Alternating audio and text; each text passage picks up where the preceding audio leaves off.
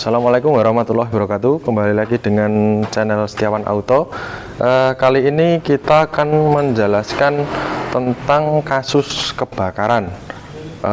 Mungkin banyak terjadi di luaran sana berita-berita tentang Nissan Grand Livina atau unit-unit mobil lain yang sering terbakar. Nah, ilustrasinya seperti ini.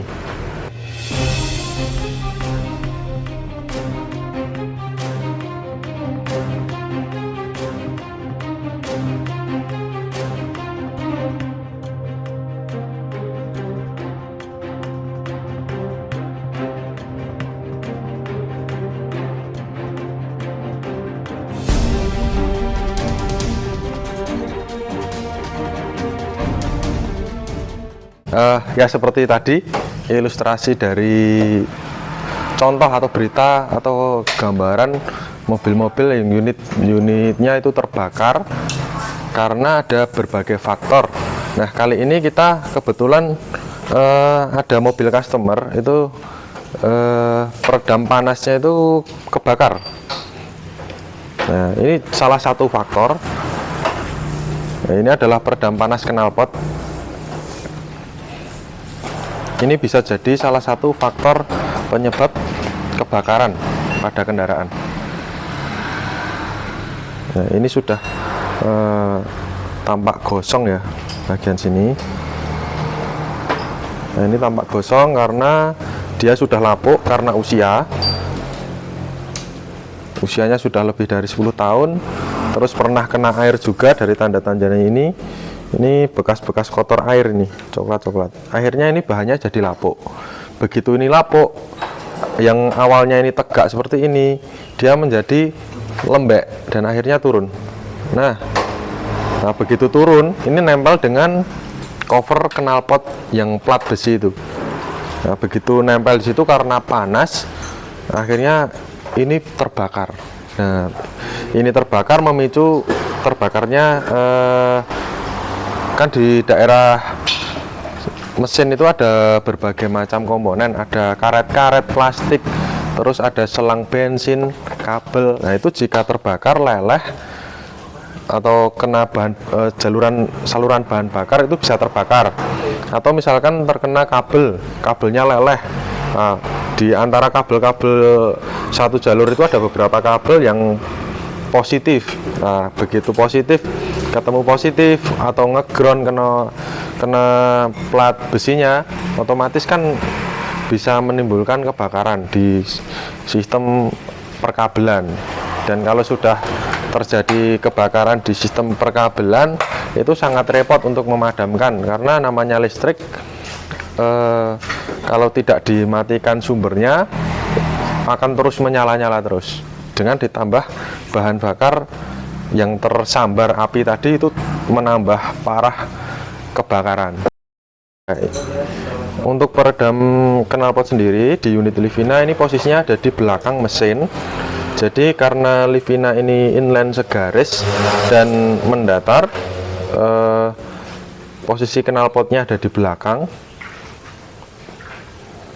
Jadi diperlukan tambahan peredam panas ini untuk menjaga suhu ruangan kabin agar tidak begitu terpengaruh dengan suhu luar kabin, terutama di bagian knalpot, karena bagian knalpot ini suhunya atau temperaturnya itu sangat tinggi. Nah, seperti itu. Terutama ada kasus lain yaitu selain cover peredam panas ini, ada lagi faktor lain yaitu bagian header knalpot. Mungkin ilustrasinya nanti bisa dimasukkan bagian header knalpot kalau sudah membara. Header knalpot kalau sudah membara itu pasti akan memerah.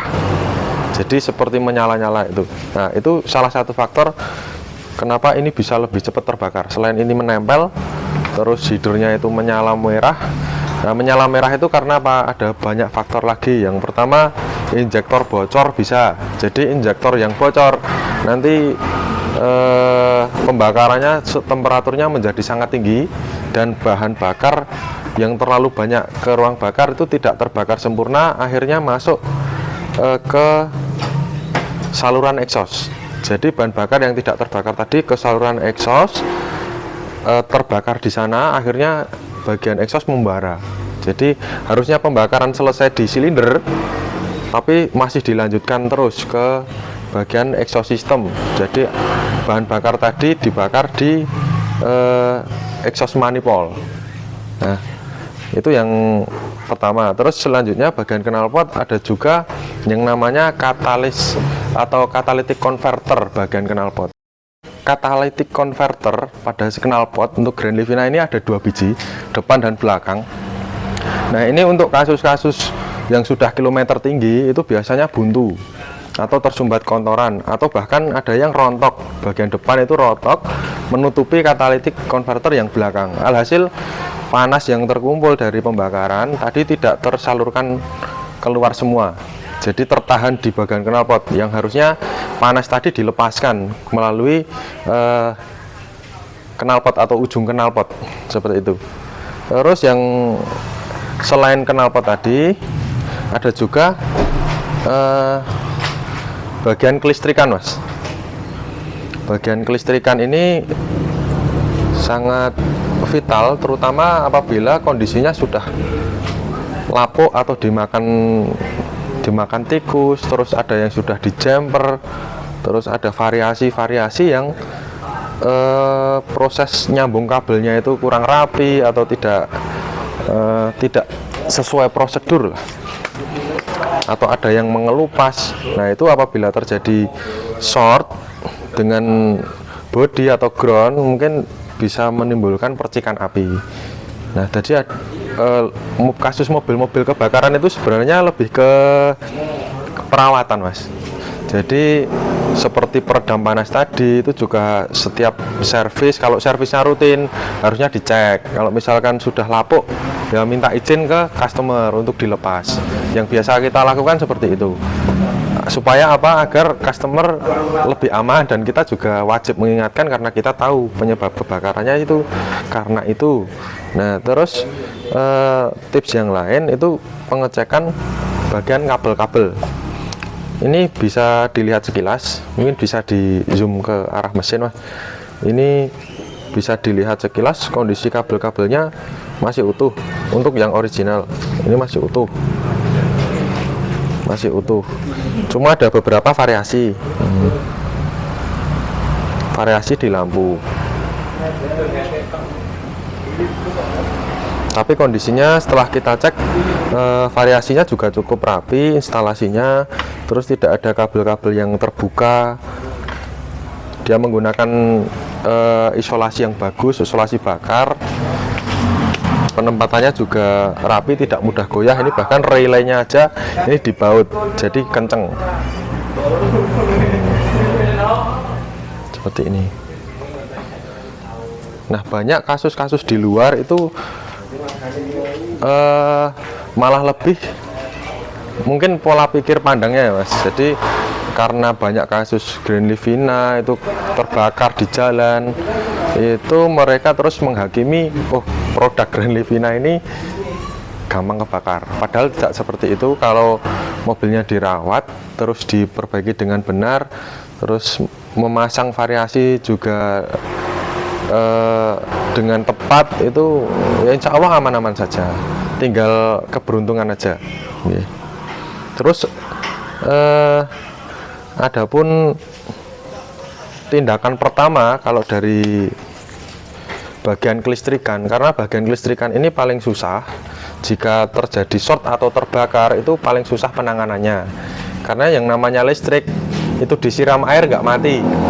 Jadi yang pertama-tama dilakukan adalah misalkan terjadi konsleting, terus kita melihat ada asap, ada tanda-tanda asap kecil, itu buru-buru kita buka kap mesin, kita cabut sumbernya dulu.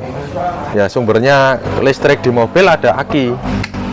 Nah, ini kalau misalkan ini susah, nggak bawa kunci 10 atau nggak bawa kunci 12, dipaksa aja, Mas. Patah nggak masalah, cuma ganti aki paling toh mentok. Patah nggak masalah, minimal main aki dicabut. Kalau bisa plus aki sekalian dicabut. Paksa nggak apa-apa, dicongkel nggak apa-apa.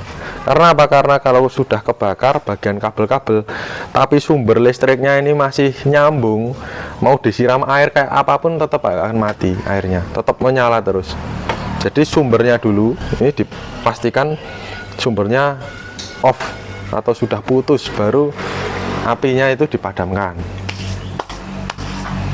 Nah, mungkin ada faktor lain yaitu pada fuel pump. Nah, ini saya bawa buat ilustrasi aja, ini upper tank fuel pump. Nah, biasanya itu di sini patah atau tidak bagian seal sini. Sini ada sealnya, harusnya warnanya hitam, itu sudah sobek. Nah, alhasil uap bahan bakar atau bahkan kalau sini patah cipratan bahan bakar itu juga beresiko menimbulkan kebakaran. Jadi mungkin itu aja ya. Ada beberapa komponen-komponen yang perlu diperhatikan dan jadi penyebab kebakaran.